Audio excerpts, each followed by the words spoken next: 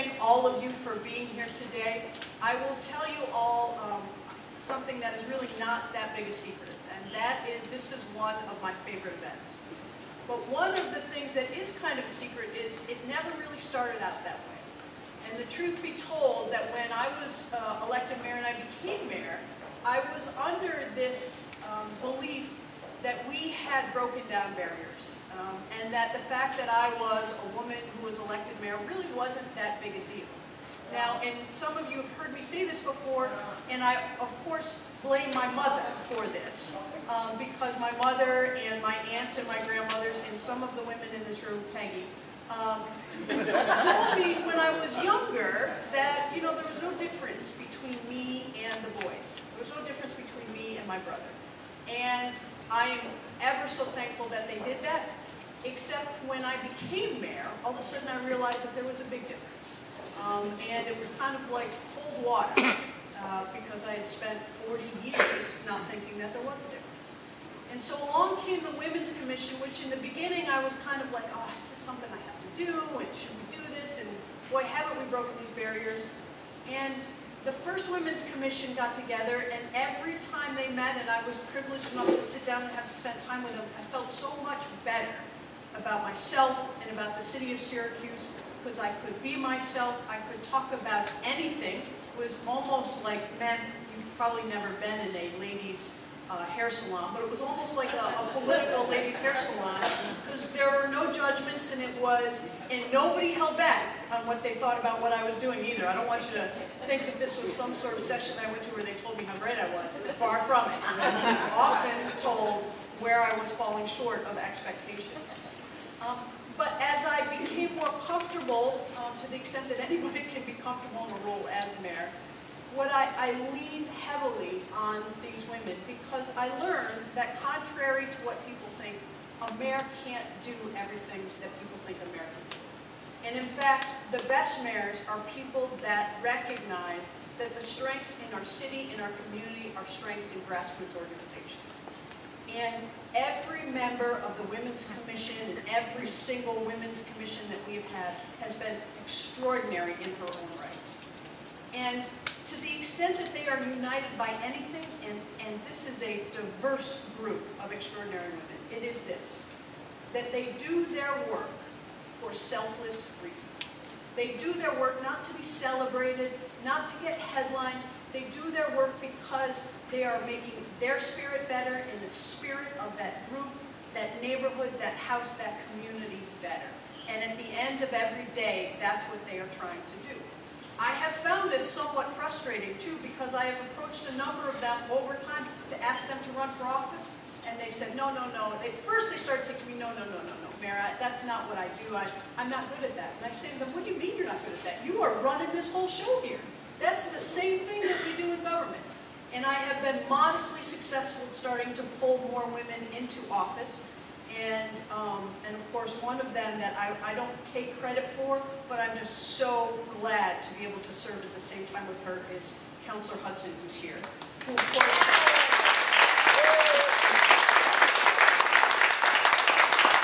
all of you know about the extraordinary work that she has done on gun violence, and she's doing extraordinary work for our city and is continuing to do that work as well. But as I learned, the one thing that unites all of these women is that they believe in our community. And the thing that unites our community is that we have all of these exceptional women in all of these organizations doing this kind of work that never gets celebrated. So today we are here at a moment to celebrate all of the work that has happened. And you heard Marilyn, by the way, they said extraordinary things about you just as you walked in. You missed the best part of it, but I'm sure somebody taped it so you can see it. About the extraordinary work that is being done in our city. And let me tell you that in order to find a winner, this is not a group, they believe in collaboration very much, but they don't back down. So to find a winner among all of these extraordinary women is a testament to their ability to really get together and try to do something. I, by the way, stay away from that meeting in particular because I know there's no winning. So there is great work that is being done across our community that you all know. Great work of the nominees that you all heard about. But of course, we have a winner. And that is Daryl Files. And as I said before, one of the things that I came to terms with very early on, I think thankfully, was that in order to be a good mayor, in order to try to be a great mayor, you have to be able to identify people in your community, in your neighborhoods, who are doing extraordinary work, and try to support them and help them and recognize them, and maybe even on occasion help take credit with them for that. And our winner has done extraordinary work all over the city, but on the north side in particular. And when I first got to know Daryl, it was because every time I went to the north side, she was standing there for everything. And it went from Women Transcending Boundaries to cleanups, to TNT, to rallying the community for a new grocery store, to working with refugees, to all of these pictures that you see that represent just extraordinary work that she never, ever quits. And I dare say that Daryl has never said no to anybody who has asked her to do anything. She is a role model for all of us who believe in community organizing and believe in helping our neighborhood. She is a role model for all women.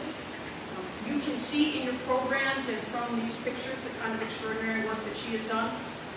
But I just want to say something about having her personality that she has.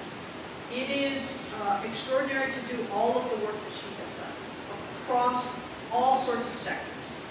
But it is an exceptional person who can be called a consummate bridge builder. And it doesn't matter what kind of group or entity, Daryl can communicate and can help move that group forward. And that is a rare skill, particularly in this day of polarization, and crass words, and people who say things a little too quickly. She operates with grace under fire. She always makes sure that the dignity of everyone in the room is measured and respected. And she always has a smile. And in the kind of work that Daryl does, I think that it is often sometimes you could be forgiven if you didn't smile, if you got discouraged, if you felt like you weren't making progress. But I'm here to say that I have never seen that part of Daryl. And I hope to never do see that part of Daryl. So with that, ladies and gentlemen, may I present to you a woman for all generations and all neighborhoods in the city, our 2013 Woman of the Year, Daryl Files.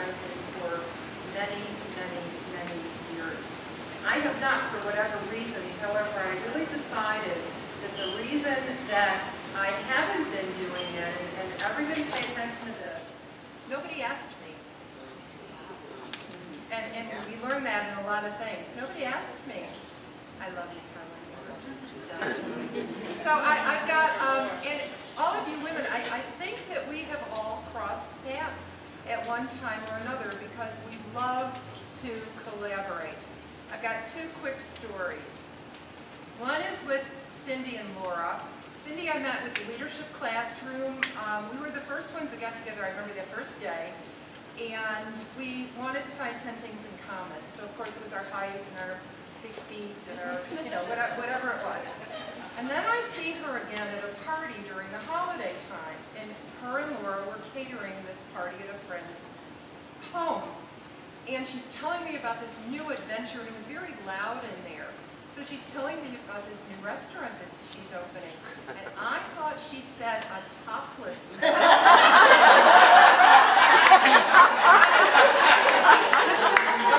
of tapas. You know, it's tapas. Okay. Second story is Marilyn Higgins had been a neighbor of mine for years, and I never knew who she was. Pretty lady, say hello on the elevator, that's about it. And I remember Paul Nojane inviting me to this Near West Side board meeting, and I thought it was kind of hot stuff, you know, to go to this board meeting, because I was intrigued with what they were doing on the Near West Side. And here's Marilyn Higgins doing this meeting, and to tell you the truth, I was a little intimidated by her. I was. And then it's kind of cool the way that we got to know each other. So here we are living, now this is really funny, because Victoria comes up to me and says, I'm your neighbor. She lives one door down and across the hall. You see, your mouth is open. There's Greg Tripoli, who lives on the same floor, the other side of the elevator, 2 doors down. So can you imagine what would have happened if we all were there at the same time? We'd have great meetings in the hallway. We would solve everybody's, you know, without political, and you know that I'm not political at all. I'm not politically correct. I am, you know, I'm the type of person that I'll say to somebody, come on, let's do something, and then we'll ask questions later if we could do it or not, because otherwise nothing would get done. I just wanted to, you've got a list of all the things that they say I've done. However, I didn't do this alone. There is no one person that could do anything alone. I really believe in collaboration. And just one more Cindy Seymour story. I remember when we were at one of the classes, and you were so excited you got an invitation to join the Women's Commission. And I thought to myself, how did she do that? I want to do that too. So there you have it. So we finally, you know, get together. So I'm just going to not even go through any of the things that are going on, especially on the north side right now. It is a lot. Seriously a lot. And each and every one of you in some way is a part of it. And I am very honored and very humbled to accept this award. I wanted Joan, I told her we're going to sing a song. Everybody want to sing a song? Sure. Okay. So Penny Hart, where's Penny? Penny Hart and I'm very involved also as a volunteer with Interfaith Works. So Penny and I co-chaired the Interfaith World Harmony event in the last 3 years. This was the 3rd year we did it. And Joan Hilsman, Dr. Joan Hilsman, see I'm not. Okay, and she wrote a song, and we're going to get it into the world harmony with the United Nations. That's going to happen. Would you come up here? You don't mind, do you? No. For me. I'm not the smartest person, but I'm smart enough not to get in the way. Would you share with them your harmony song?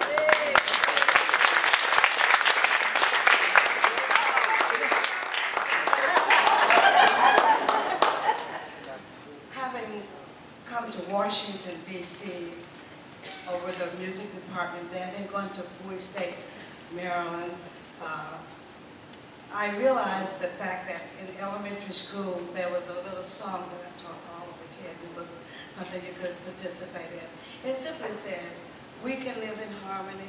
And I had the students say, what else can we do? They say, go home. I said, okay, that's good. Come in now. We can work we can play, and that's a little elementary song has transcended to be a choral arrangement, and everybody wants the harmony song. We did it for Peace Day. So we're going to do that unaccompanied to that. And it simply goes, we can live, come on, in harmony. Pop your finger. We can live in harmony. We can live in harmony. In harmony. Now you sing. We can live in harmony. We can live in harmony. We can live in harmony. What else can we do? We can work. We can work. Come on. In harmony. We can work in harmony. We can work in harmony. In harmony.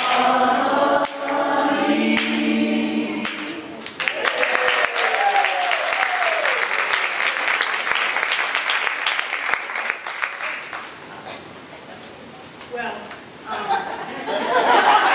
there's not much to say after following that. But we do have coffee and some light refreshments. I want to thank all of you for being here. I want to thank publicly all of the women who were nominated for their extraordinary work, and I, of course, want to recognize Daryl and congratulate her for very tough competition. You should feel very, very pleased. Congratulations.